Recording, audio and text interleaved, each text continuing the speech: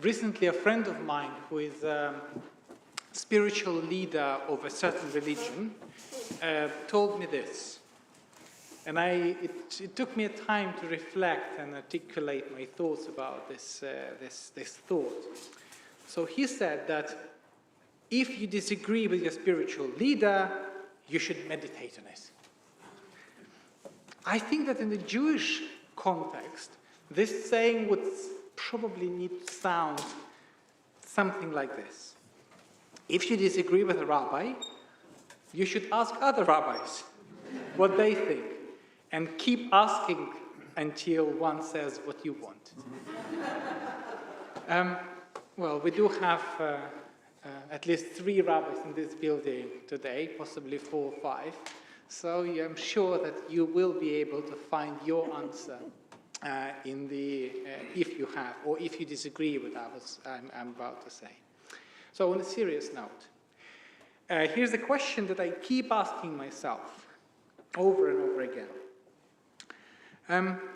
What role should a religion play in your daily life?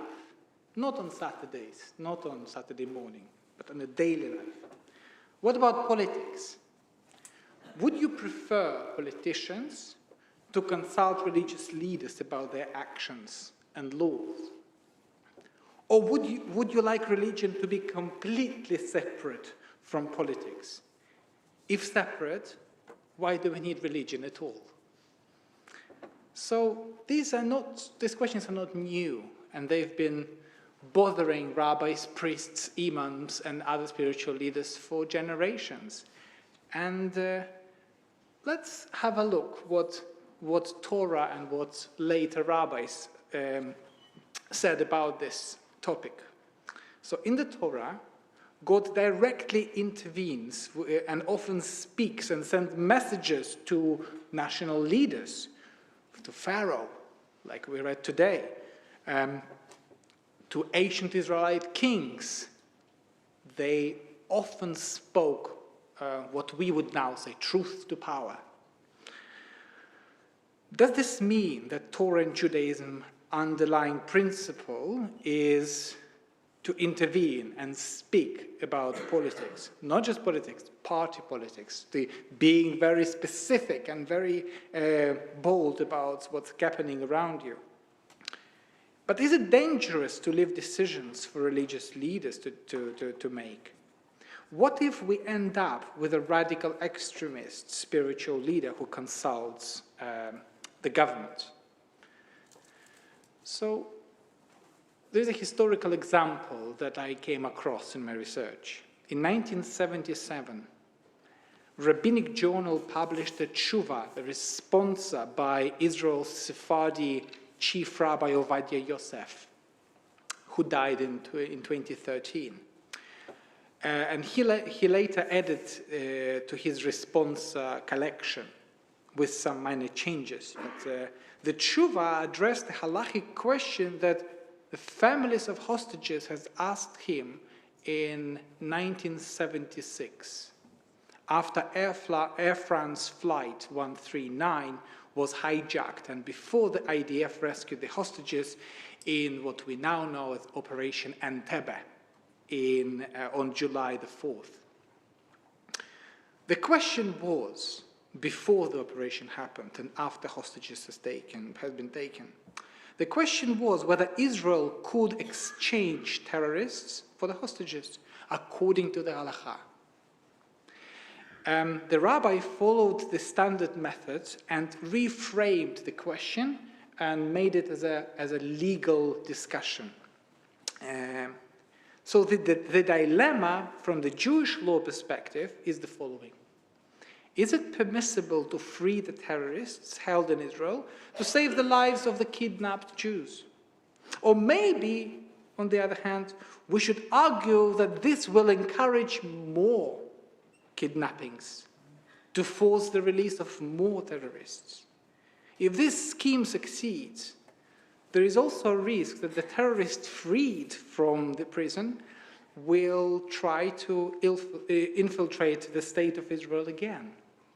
So therefore, by rescuing the kidnapped Jews from captivity, we expose, or we might expose, the entire Jewish population of Israel or of the world to a potential danger. So here is what Rabbi Yosef said on this matter. So the basis of the law is the Tosefta, the collection of early rabbinic sayings and teachings. A group to whom Gentiles, non-Jews, said, "Give us one of you and we will kill you. And if you do not, we will kill all of you." So the rabbis in Tosefta said they should all be killed and not hand over a single Jewish life. But if they specified, as in the case of Sheba, son of Bichri, they should hand him over and not be killed. So if you specified who exactly, if they don't care which one of you to give up, then you shouldn't. But if they specify, this rabbi said yes. However, we can distinguish between the law of the Tosefta and our case. For there, the very act of handing over a Jew to be killed is an act of cruelty, giving him to spillers of innocent blood to save themselves with his life. Therefore, they should all be killed rather than handing over a single Jew's life. However, here, the act of releasing imprisoned terrorists is not being now done with murderous intent. Rather, the goal is to save 100 abducted Jews from their captors in exchange for the release of these terrorists. So Rabbi Yosef explores this ethical dilemma. It's as if it's similar to a well-known trolley problem in philosophy, which asks whether it's permissible to sacrifice one or few lives to save many more. In Rabbi Yosef's case, an agent can reduce the number of casualties by redirecting a bomb or grenade away from a large crowd. But this will inevitably result in the death of someone else. So this is what he concludes, and this is an important conclusion, I think. So diverting an arrow or bomb or hand grenade from one side to another is fundamentally an act of rescue. And it is not at all directly linked to the killing of the individual on the other side. It's merely incidental that there is a Jew on the other side right now, and perhaps we must make every effort to minimize the loss of Jewish life to the degree possible, for otherwise many lives will be lost. The same is true in the present case. The release of terrorists is not akin to killing outright. Rather, it is like one who diverts and redirects a hand grenade and prevents the loss of many Jewish lives to the degree possible, especially since we are not certain that the terrorists who will be released will return to murdering people, since they have suffered and repaid for their wicked schemes. So in other words, the potential risk for the released terrorist is only hypothetical and potential. But the risk to hostages is immediate and real. Therefore, one should release terrorists from prisons to save hostages. So here is the very practical case, and the halachic response, the Jewish response to a very, very specific case. In this case, religion spoke about highly political and timely issue for the time. Does that mean that Judaism strives to be political, to be involved in politics? Do you think that a rabbi should issue comments about Rishi Sunak, about Keir Starmer decisions, naming them and speaking directly about what they've decided, what they've done? Or should a rabbi stay above politics? Is it possible at all to be above politics nowadays? So, luckily for me, there are some founding members of this synagogue and of liberal Judaism that had similar questions in mind. So I recently came across with a newly published book about Claude Montefiore.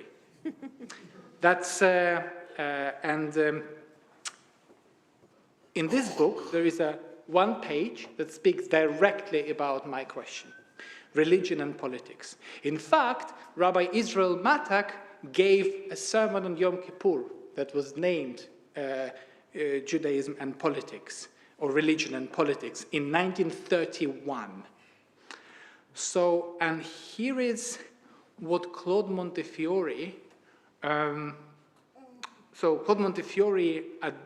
addressed at some point, Israel Matak, and he said that one should keep religion out of politics. Those who said keep religion out of politics, keep politics out of churches and synagogue. But here is the comment that Claude Montefiore made to Israel Matak. But are preachers never to be allowed to deal with the burning issue of the day? Must he keep silent just because the matter is political, and one political party happens to agree and another to disagree with him? I leave it to the judgment of the minister. Is it helpful? Probably. Don't know. But then, he also wrote to Matak in a private correspondence. Sometimes, when you preach political sermons, or when you preach about money grabbers, as a conservative in politics, if anything, and as a rich man, am sometimes rubbed up the wrong way. But then I reflect, may it not be good for me to be rubbed up? So, on the other hand, Montefiore advocated for the freedom of the pulpit, left it to ministers to decide. However, at the same time, he seemed to be a bit critical of Israel Matak for explaining certain, I would say, left-leaning views.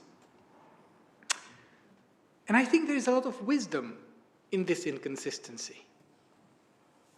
There may be an answer to our question in this medium, in this approach. Is there a way to live with these conflicting opinions? Is it possible to believe in the freedom of speech and at the same time to be critical of what was said in public? I think it is possible, and I think it is crucial for us and for the future of Judaism and our society. The founders of liberal Judaism set a firm foundation for the freedom of speech, freedom of pulpit, still with one condition: members didn't have to agree with what the preacher said, and were encouraged to have an open dialogue with each other.